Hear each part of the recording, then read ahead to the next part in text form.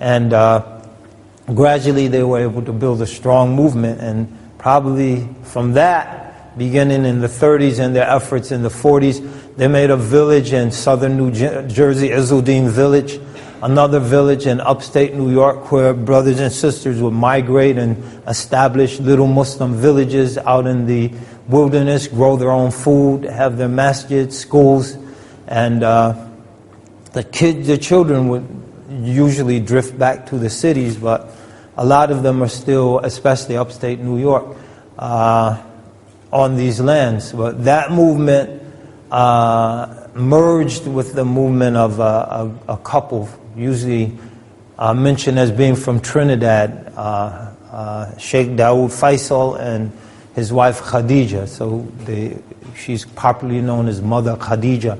And they started Dawah in New York City and Brooklyn, and they were able to build a very strong community throughout the 50s and 60s, and primarily on the East Coast. So there's a whole history of that. But going back to this era, that early era, before Ibrahim Abdurrahman came to the United States and eventually ending up in Natchez, Mississippi, and his life chronicled, there was another amazing story in colonial America. The story, and really comes back here to England, and that's the story of Ayyub bin Sulaiman, who's known in America as the fortunate slave, because his life illustrates so much blessing that even the non-Muslims said he was fortunate.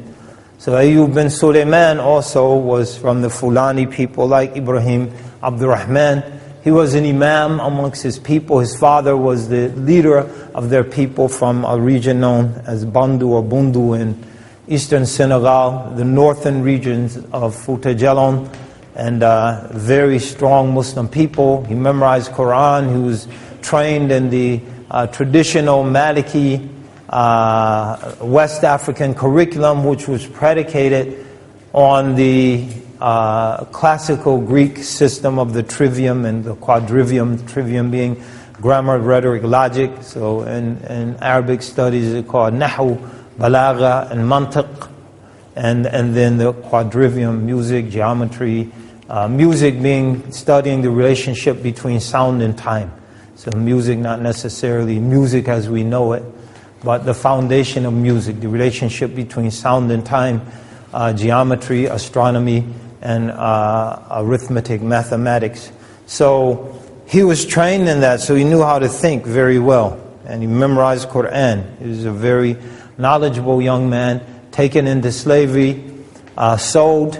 His father heard he was captured. He sent gold to the ship, but the ship had sailed for the Americas, landing in Annapolis, Maryland in 1731 in colonial America. He spent 18 months in bondage. He ran away because he couldn't pray.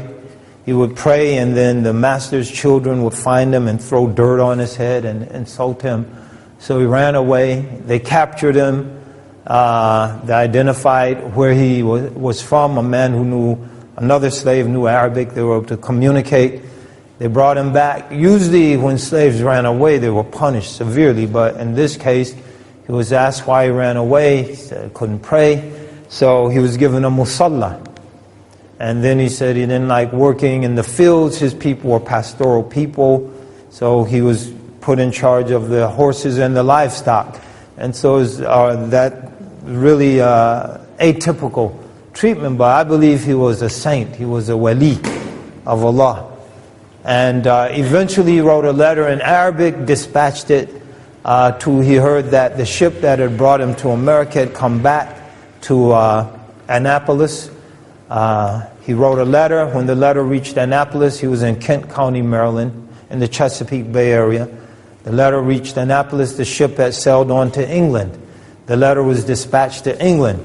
When the letter got to England, the ship had sailed on to Africa. The letter ended up in the hand of James Bartholomew, or Oglethorpe rather. Oglethorpe was one of the founders of the originally slave-free colony of Georgia.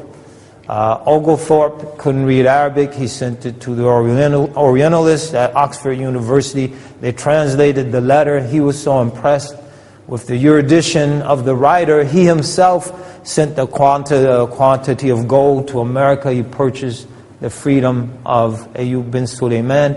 He sailed across the Atlantic to England. 6 weeks he learned English during the 6-week passage, even though he was very sick for most of the trip.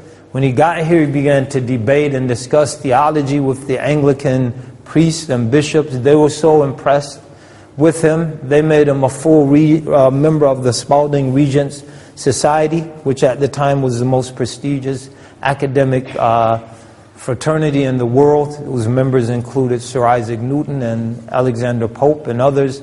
So a full, not an honorary member. And a lot of his life, especially here in Britain, we know from the records of the Spalding Regent Society. And his life was chronicled in the United States by a gentleman by the name of Gallaudet. And his story, The Fortunate Slave, is, and this shows the neglect, is the oldest extant work of African American literature. The oldest work about an African in the Americas is about a Muslim. And in fact, we find that out of the 10 extant slave narratives, I think 8 of them were written by Muslims, because Muslims had literacy. And so they could write in Arabic. So we have Ayyub bin Sulaiman, we have Umar bin Sa'id, we have Abu Bakr of Jamaica, and many others whose literacy availed them. And in this case, Ayyub bin Sulaiman's literacy was instrumental in his freedom. While he was here in England, we mentioned he debated the Anglicans. They were so impressed. They eventually got him an audience with the Queen. The Queen was so impressed. She outfitted him with a ship full of the latest literature, technological instruments, and made him an agent for the Royal African Company, which might not be such a good thing, and sent him back to Africa as a free man. And then his story is even more miraculous. Also, while he was in Britain, 2 things happened. You can see, if you go online and you just do a Google image, Ayyub bin Sulaiman, you'll see him painted in traditional Fulani garment, a big white turban, a white bubu, grand bubu. He wasn't wearing those clothes because he didn't have it. So the painter, he said, I'll agree to be painted on one condition. You paint me in my traditional garment. They said, well, where is it? He said, well, you just imagine it. And he said, the artist said, we've never seen it. How can we paint you in your traditional clothes? And we've never seen them. He said, well, you paint Jesus, you never saw him. That was his response. Anyway, so he described it. And so the picture you see, if you search it, is a picture based on his description to the artist of how the bubu and how the turban looked. So it's an incredible figure. He also wrote, while he was here in England, 3 copies of the Quran from his memory. And unfortunately, they've all been lost, but it's documented in the records of the Spalding Regent Society that Ayyub bin Sulaiman wrote 3 copies of the Quran from his memory while he was here in England. When he went back home, it was an amazing thing happened. He was captured by Mandingos. And when he was on his way back to his village in Senegal, they passed the same raiding party that had captured him and sold him to Captain Pike. So he now has pistols. They didn't recognize him. He's all done up in this British garb. And he has pistols, and he's like, I want to kill him.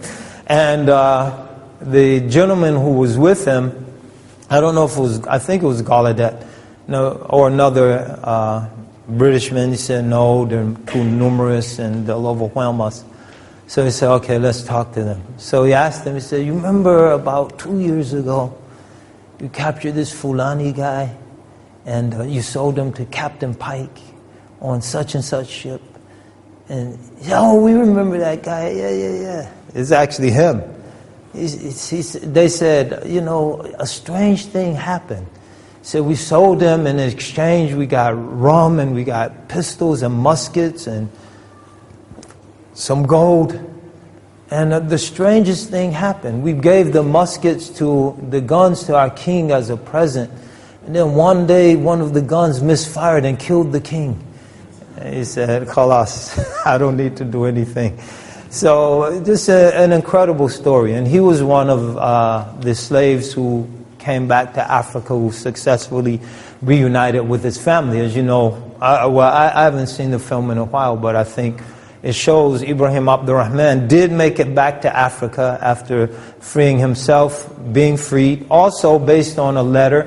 His letter was actually the Fatiha and a few notes that he wrote after almost 30 years in bondage. He still could write a beautiful West African Arabic script. And if you see his picture, usually it's a picture, and he wrote underneath it, Ismuhu Abdurrahman. So you've probably seen that picture.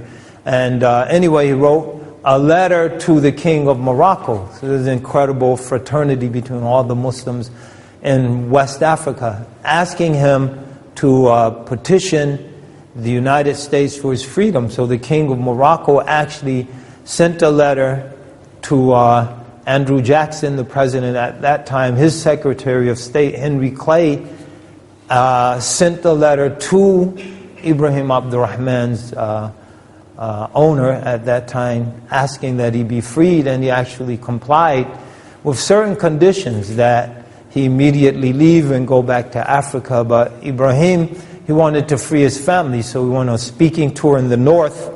And during that speaking tour, he was very outspoken against slavery, because most of the tour was sponsored by abolitionists. When he was in Boston, and this is an interesting historical twist, when he was in Boston, he actually spoke in the church of David Walker. And there are those who say David Walker's appeals, which is one of the strongest anti-slavery appeals that was written during the slavery period, was actually influenced by the exchange that took place between Ibrahim Abdurrahman and David Walker while Ibrahim was in Boston. And he eventually went back to D.C. and sailed to Africa. On the ship was the first, who would become the first president of Liberia. And he made it to Africa, but he never made it back to Futajalon. He died shortly after his touching base in Africa. He became sick, but the first thing he did was he prayed. Some people said he had left Islam, and there's a debate. But the first thing he did when he was free, he started writing copies of the Fatiha and writing various things in Arabic. When he got to Africa, the first thing he did was pray 2 rakats. So that puts that particular historical debate to rest. So they're amazing, incredible stories, and it behooves us to study them, because it's part of the history of Muslims in the Western world. Like I tell people in the United States, because a lot of times you go places, you show this film or related films, you introduce the literature, you talk about the issues, and people, you know, Afghanis, Pakistanis, Arabs, what does it concern me? This is only concerned to people of African descent. And I say to them, then you must not be a Muslim. This is part of the history of the Ummah. This is the history of the Ummah in the West. This is the roots of the Muslim people. So just as we study how Islam spread to Egypt and Syria, how Islam spread to India, how Islam spread to Malaysia and Indonesia, we should be concerned, and we take great pride that, Islam wasn't spread by the sword. There were missionaries and merchants who went to these places and they introduced Islam through peaceful means. Then shouldn't we be concerned about the roots of Islam here in the Western countries?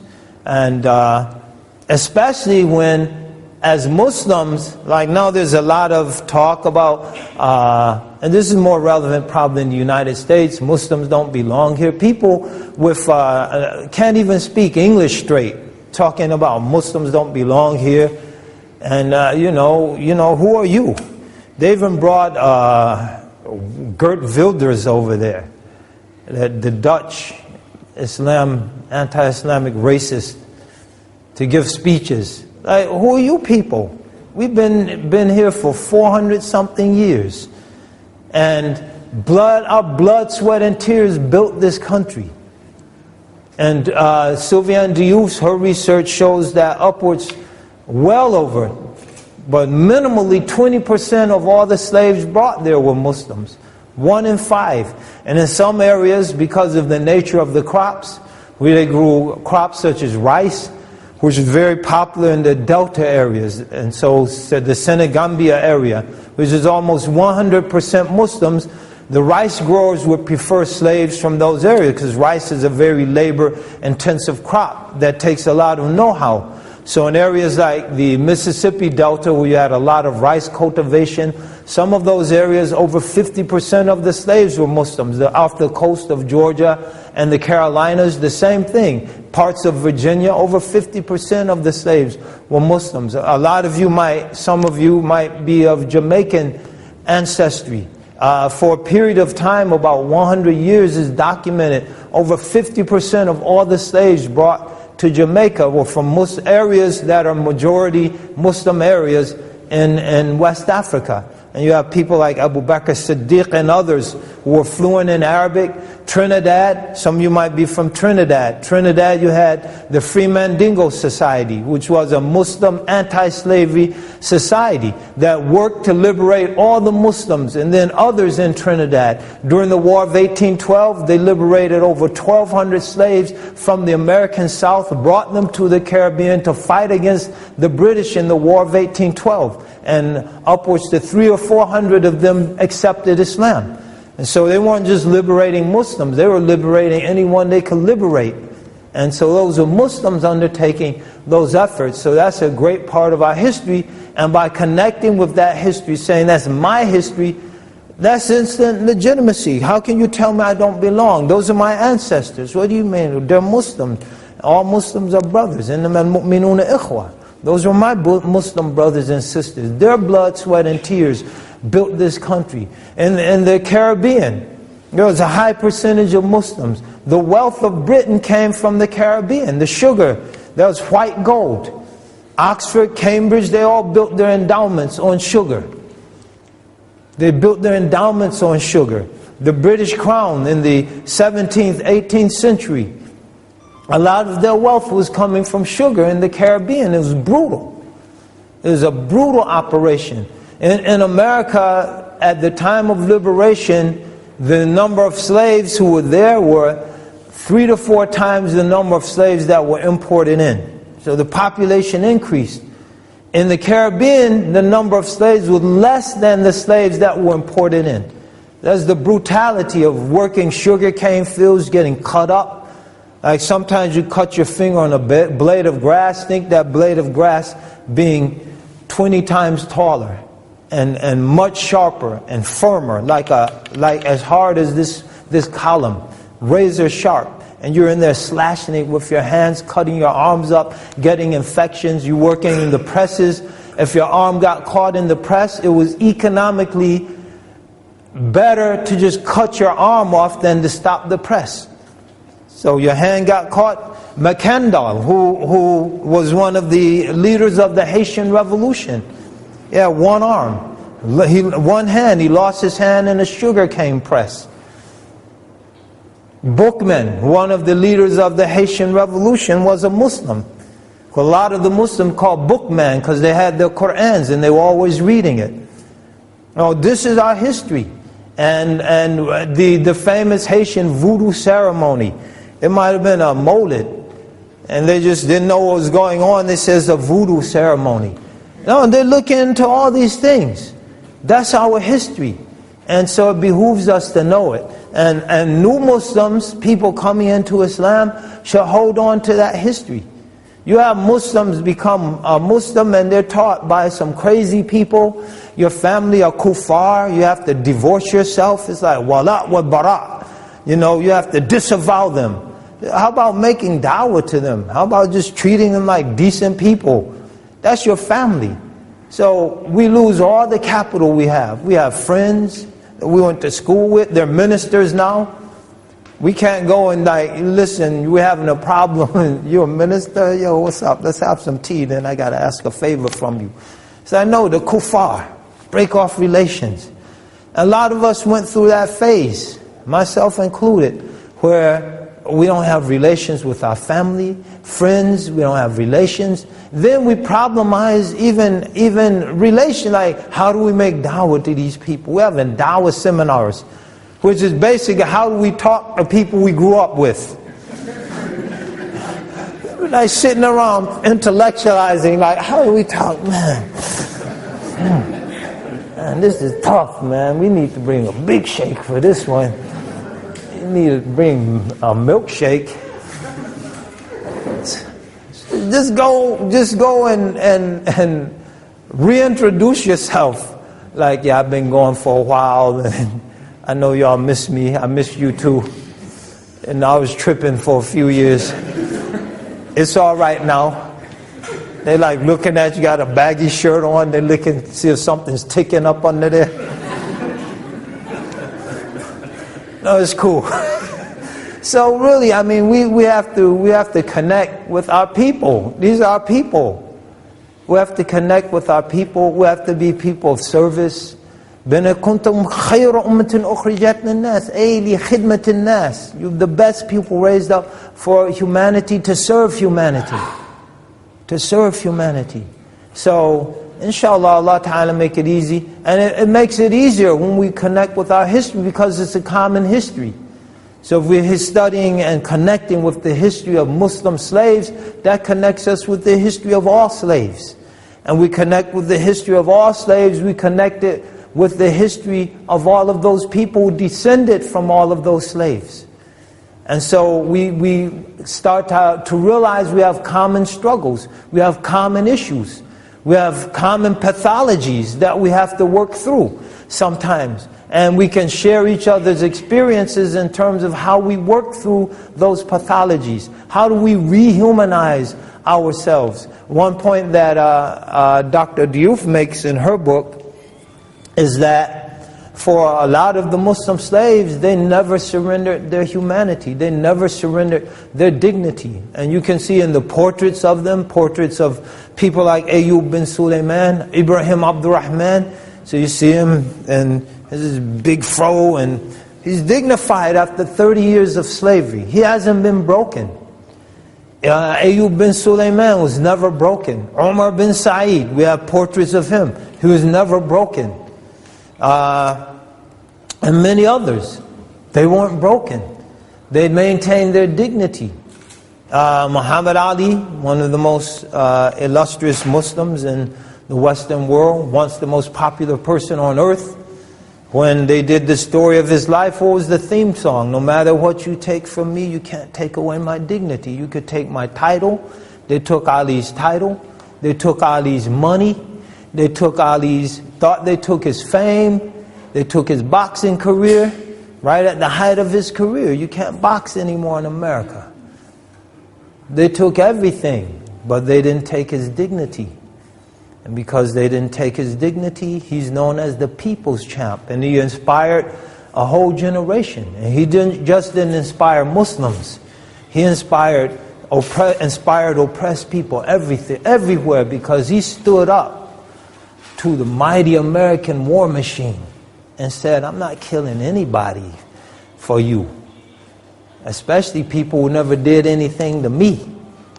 And people were inspired. So we have a role as Muslims to go out there and inspire people with our courage and our dignity, and not create fear in people. I was riding down here and just talking with Brother Dawood, and some of the things that are happening are just ludicrous. Like people afraid of Muslims because of what Muslims are doing and what Muslims are saying and the attitudes that Muslims have. This is insanity. We're supposed to be a source of inspiration for people, motivation for people. And things are going to get worse before they get better. People are going to need some people who can reach out and give a helping hand and help uplift people. So we'll stop there. Perhaps you have some questions. That's just rambling on. Please forgive me. May Allah Ta'ala bless you all. Give you much tawfiq. May Allah Ta'ala make your path to paradise a smooth one. Remove all the obstacles in your path. May Allah Ta'ala put wind in your sails. May Allah Ta'ala may put light in your hearts. May Allah Ta'ala bring us all together for common causes. May Allah Ta'ala help us to break down the barriers that we build between each other, so we can come together and do great things together. Wassalamu alaikum wa rahmatullahi wa barakatuh. Allahumma salli ala Muhammad. Allahumma salli ala Sayyidina